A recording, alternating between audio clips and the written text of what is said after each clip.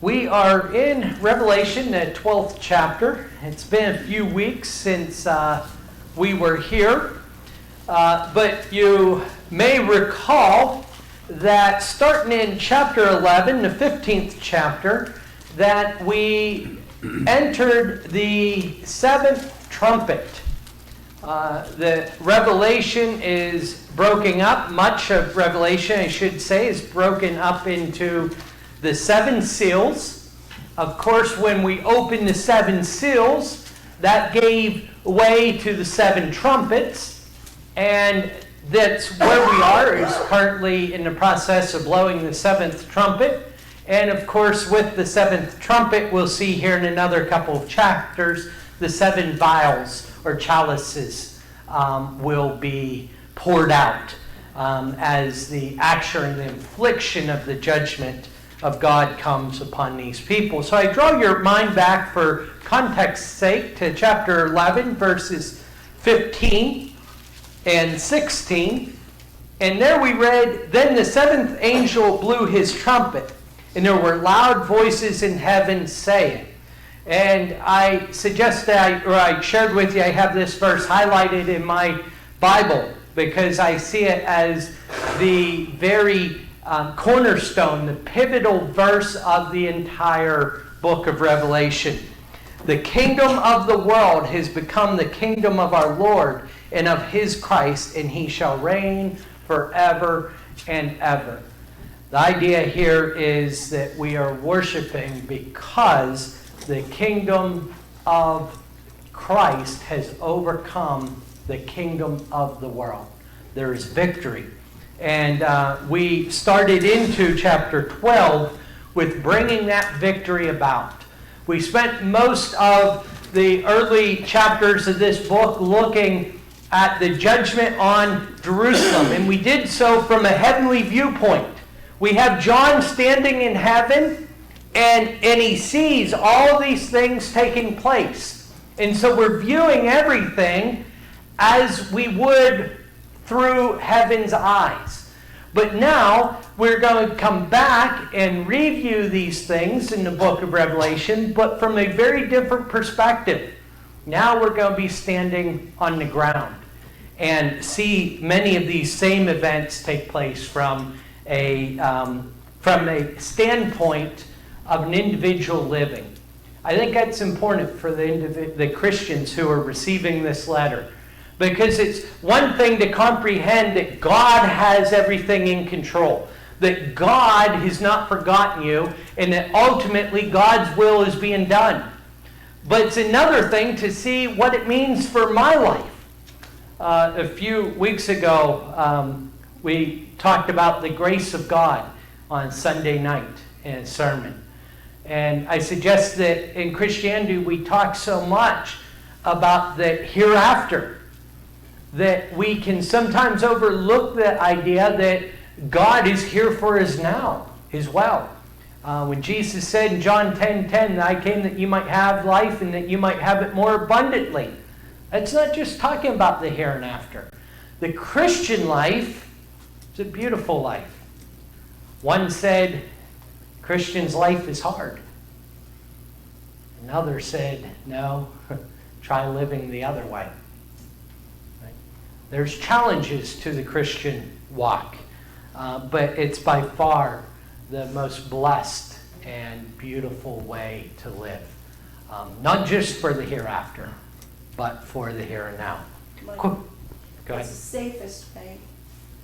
It's the safest way that you obey the laws of the land.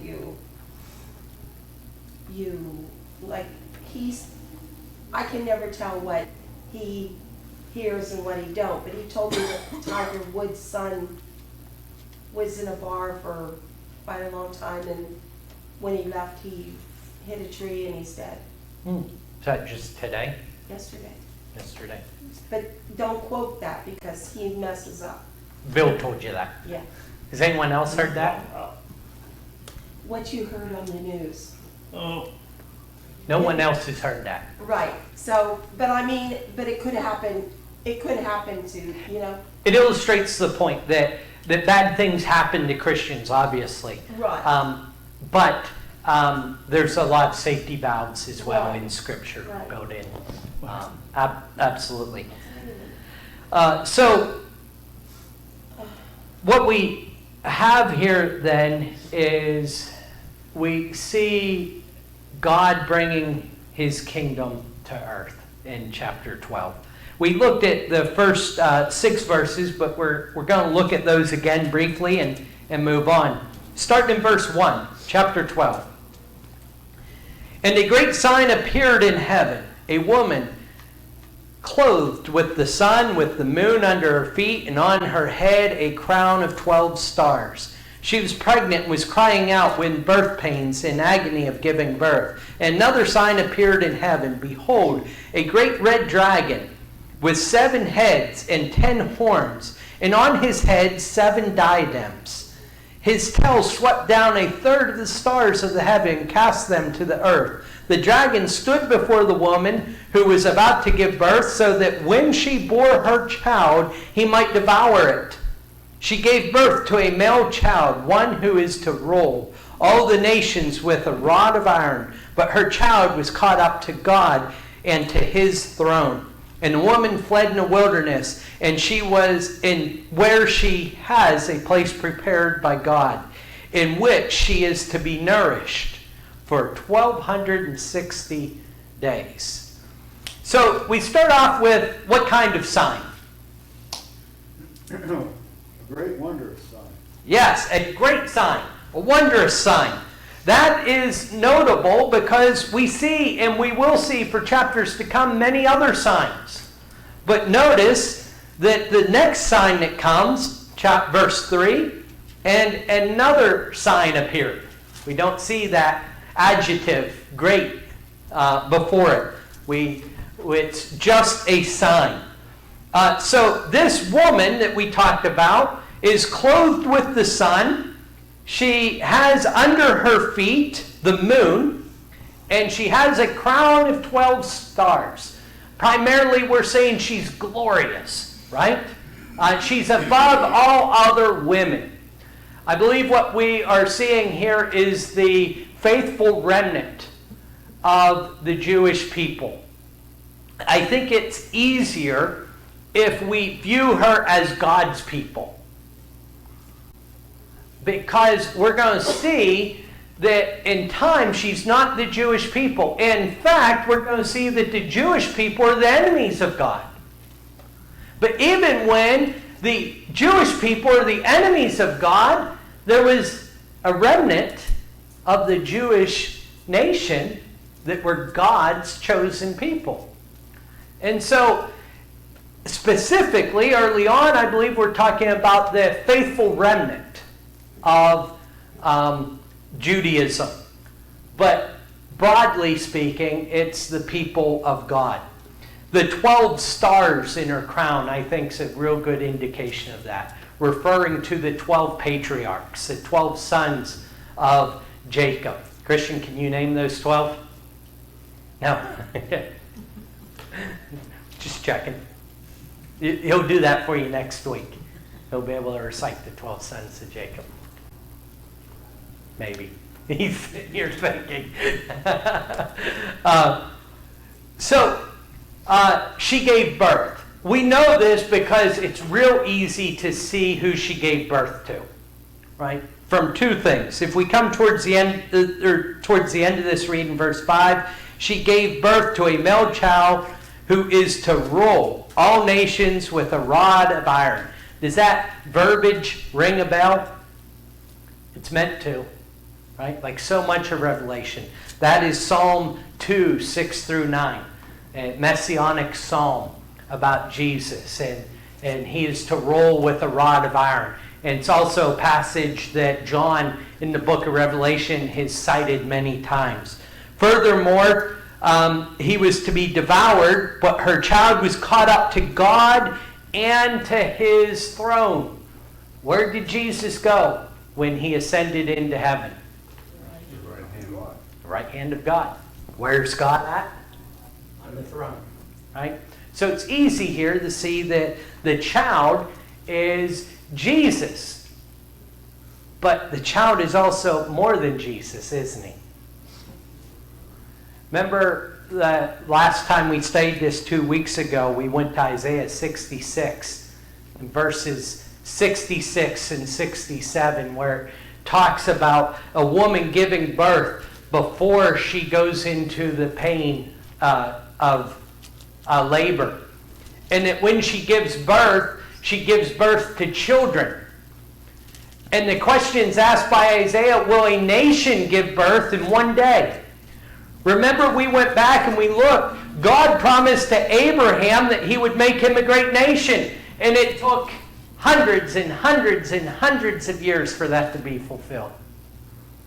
The Jewish people, the Hebrew people, I should say, went into Egypt. They're there for 400 years. Then God brings them out. They go to Mount Sinai. They're at Mount Sinai alone for over 3 years, approximately 3.5 years, to make themselves a nation.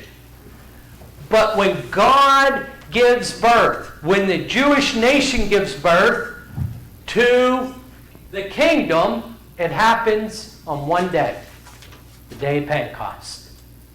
And it is a birth in which a kingdom is born, not with a birth or with a single child, but with over 3,000 births, right? On that day of Pentecost, as we read in Acts, the 2nd chapter. So, if we were to think about this woman, we could think about Mary. But she's bigger than that. She's the Jewish people. When we think about the dragon was ready to devour the child. What individual do we think of? Satan. The bigger picture is Satan, absolutely. If we narrow it down to Mary and Jesus, who was the individual there to devour the child? Herod, absolutely, right? But these are bigger than that. It's, as Mike said, the dragon isn't Herod. Herod was working for the dragon, as we're going to see played out later. The dragon is Satan. The woman's not Mary, it's the faithful remnant, or God's people. The child is Jesus, but also representing his kingdom. Questions or comments? This last verse, I think, is the only thing we haven't dealt with in a way that, well, one other thing, but this last verse, verse 6, and the woman fled into the wilderness where she has a place prepared by God in which she is to be nourished for 1,260 days. How long is that? We've dealt with this number a few times now. 3.5 years. Or how many months? 48. 42. Yeah, 42 is the number that we're using. Again, this is half of 7. The primary picture here, and there, as we go forward, we're going to see where this 3.5 fits in almost precisely several places. But the most important and broad point is that it's not forever. It's not complete. Right? We're going to see Jewish nation riding high on her steed of persecution for a period of time, but it doesn't last. Right? God eventually brings about the victory. The other thing, let me come back to this dragon. It has 7 heads and 10 horns. We're going to look at this dragon. It represents Satan, but the beast he uses is the Roman Empire. And we're going to see that the 7 heads are actually, chapter 17, 9 through 11, 7 mountains. To this day, Rome is known as the city on 7 mountains. In fact, to this very day, 5 of those 7 mountains have monuments and plaques on them commemorating the idea of 7 mountains. In chapter 17, we'll get into more detail into this. And the 10 horns are going to be the 10 Caesars, as we'll see chapter 17 says it's 10 kings. It spells out. Again, that's chapter 17, verses 9 and following, but we'll get into a little more detail as we go. Questions or comments before moving on? Verse 7.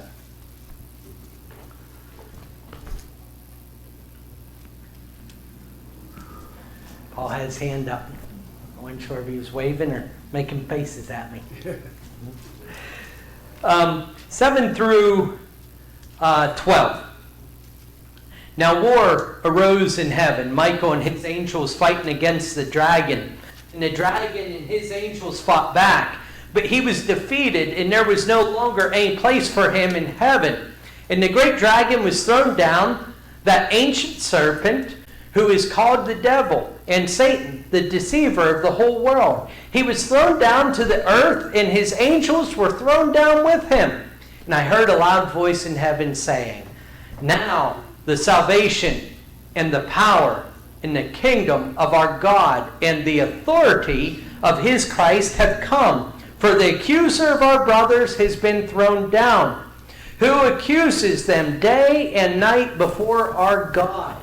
And they have conquered him by the blood of the Lamb and by the word of their testimony, for they love not their lives even unto death.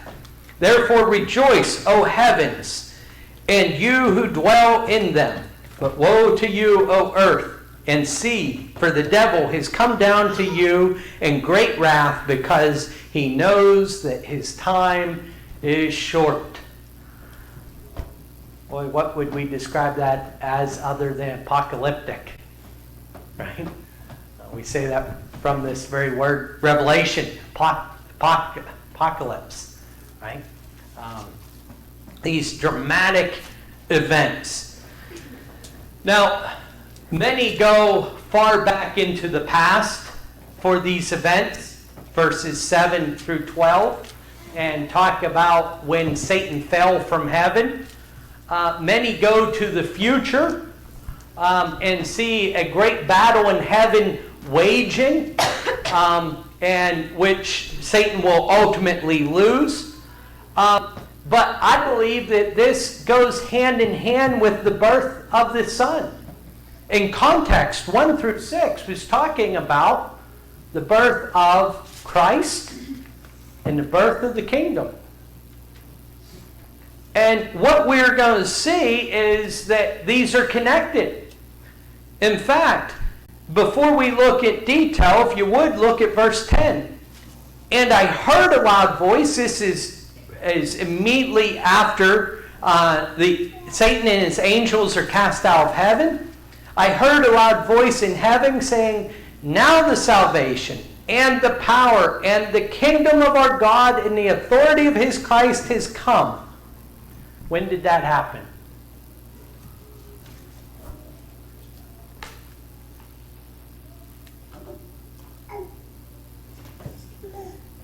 When was salvation brought to man? Death on the cross. Pentecost. Death on the cross. Okay? Salvation, we could take either one of those, right? We wonder sometimes. We talk about what happened in those 40 days in between. How about that next statement? Well, the power, but the kingdom. When did the kingdom come? New Testament started when Christ died. Okay, that era starts. The kingdom comes at Pentecost, though, right? Yeah. So Jesus said to Peter in Matthew 16, I'll give you the keys to the kingdom. And we see Peter exhibiting this. So here's something I find interesting. And I had a lengthy debate that really in some ways has never ended with an individual at Cherry Tree about when the kingdom started. He was insistent it started at the cross. And I maintain it starts at the day of Pentecost. For at the cross, we don't even have a king. Right? Our king's dead at the cross. Now, Mike said the cross about salvation because that's where sin's atoned for, right? And it's a fundamental part of all this. But One of the things I think we like to do is we like to draw these very fine lines, right? And say, here's where everything happened. It's interesting to me, and this is kind of a side note, but I think it helps with what the things we're looking at. We read that the Old Testament's nailed to the cross.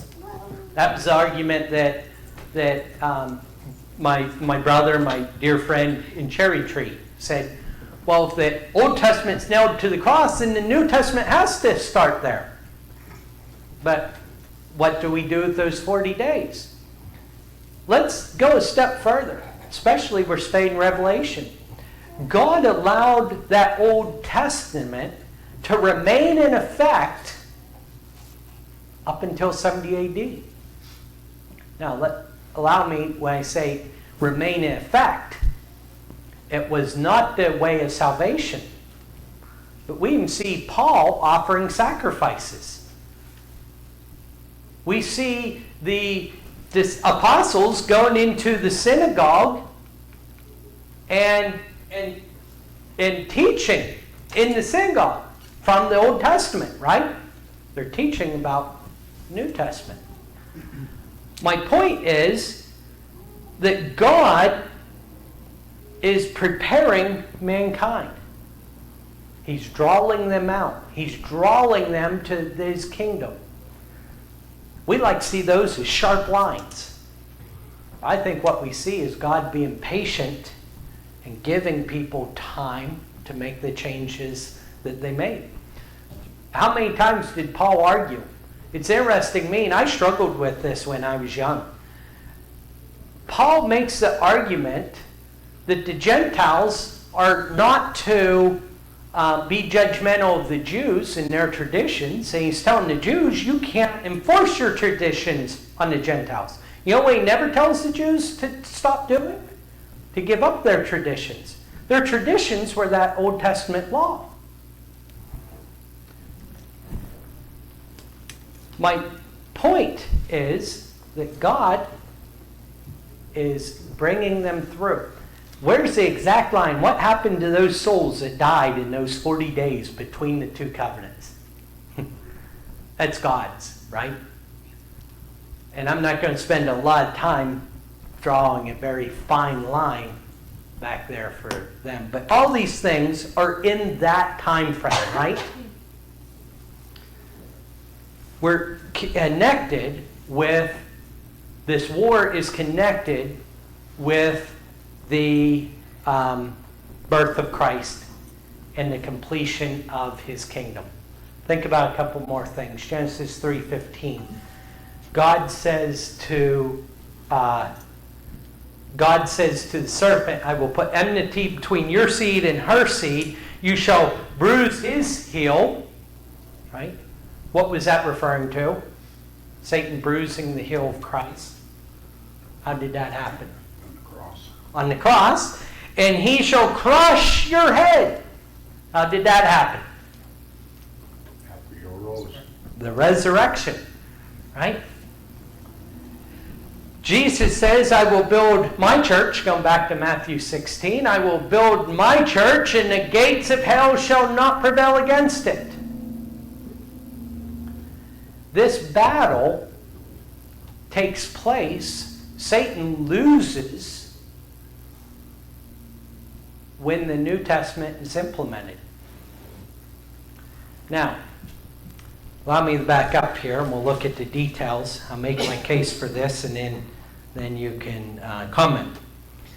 Now, 7, war arose in heaven. Michael and his angels are fighting against the dragon, and dragon and his angels fought back. He was defeated, and there was no longer any place for him in heaven. Has Satan been residing in heaven? God created him. He was a beautiful angel. At one point, Yeah. he did. He lived there. At one point he did. Yeah. Up at the time Christ is born, do we think Satan was residing in heaven? No. Although it is interesting when we look at Job, it seems as though Satan does have access to heaven, doesn't he? Mm-hmm. Yeah, he talks. God asked him, well, God has access to him, that's for sure. Absolutely. So what are you doing? Yep. He says, oh, I'm just walking around the earth to and fro. Yep. But be mindful that Satan comes into the presence, the sons of God are gathered, and Satan comes into the presence of God there. And you're right, God always has access to him. Right. Now, couple that thought process with this. How did Satan attack the Jewish nation when he wanted to attack them?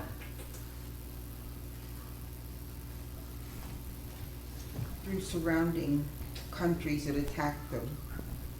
Physical war, didn't he? What kind of nation or kingdom was the Jewish nation? Physical, right? Yeah. God's law was a physical law. And Satan attacks physically. Now, think about all the persecution that takes place in the New Testament that we've talked about, whether it be Jewish or Roman. And what we're about to see, it's completely ineffective. You know why? Because God's kingdom was taken out of the physical realm and put in the spiritual. It was taken out of Satan's ability to impact directly. Right? Now the only way he can get in is through you. Or me. Right? He can't physically attack the kingdom. That's what he's trying to do. And we're going to see in this very chapter, it backfires.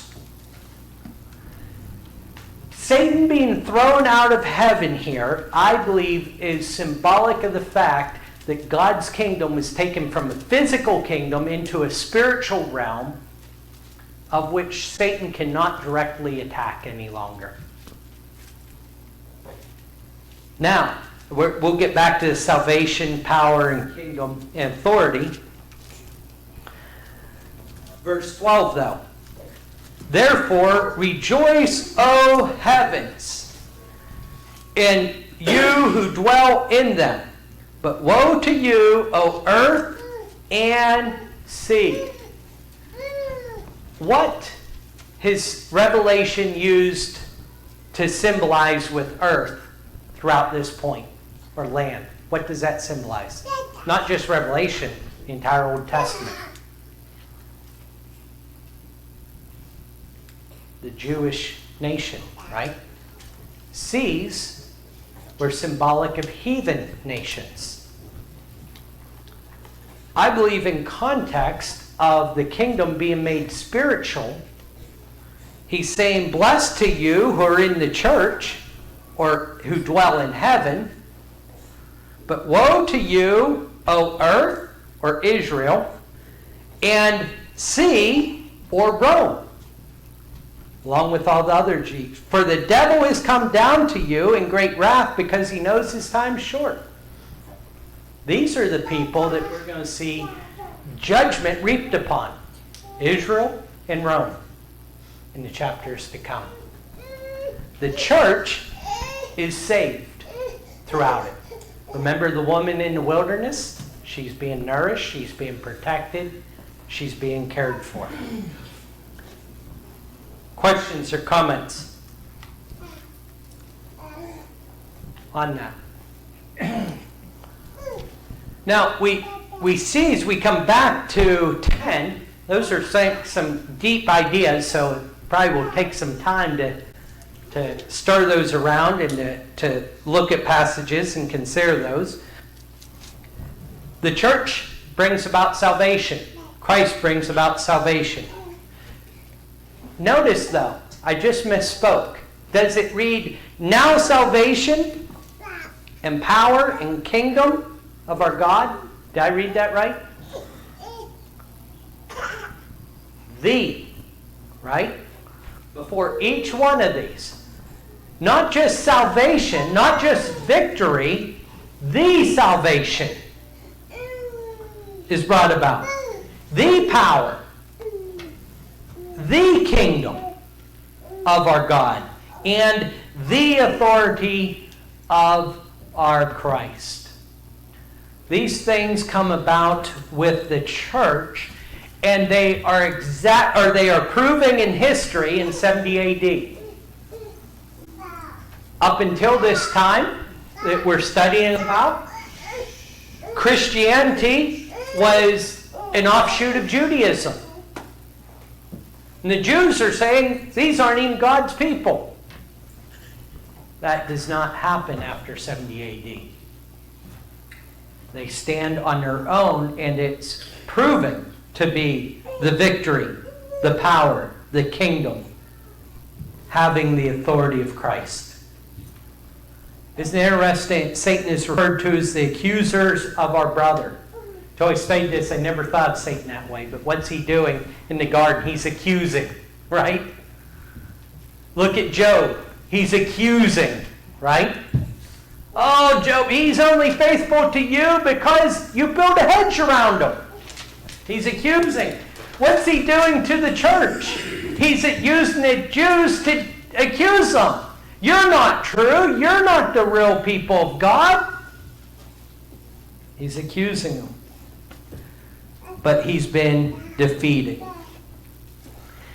Verse 11, they have conquered him being Satan, by two things. What are they? Blood and war. By blood and the word. Our power rests solely in the sacrifice of Christ. Right? That's how we conquer. It's the only way we can conquer. And by the word. Now notice this. And I think this is an incredible thing to study after our gospel meeting, and it's something that I think we focus on here a lot, on trying to implement into our lives. The word is not just a verbal telling, is it? Us sharing the gospel with our mouth will not change the world. You know, this verse implies that. It says that of these ones. By the word of their testimony. For they loved not their lives even unto death. There's Paul's words from Galatians 2:20. I'm crucified with Christ. Nevertheless, I live, yet not I, but Christ who lives in me. The idea is here that they lived for the word. They sacrificed their lives to back up what they were preaching with their mouths. Questions or comments? As a preview, what we're going to see in chapters 13 and 14 is two beasts used by the dragon. So I'm going to plant this because I want to make sure we keep it straight. There's a dragon, right, who's Satan, and then two beasts. One beast is of the earth, and the other is of the sea. I believe that's what supports what I said for verse 12. Guess what? The dragon of the earth, we're going to see is Rome. The dragon of the earth, what does earth or land refer to? Jerusalem, Judea.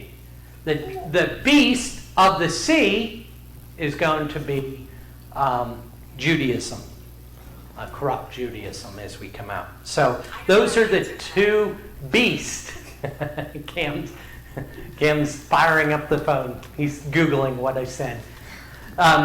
These two beasts are going to come, one from the sea, one from the land, to serve the dragon, who is Satan. All right, verse 13 through the end of the chapter.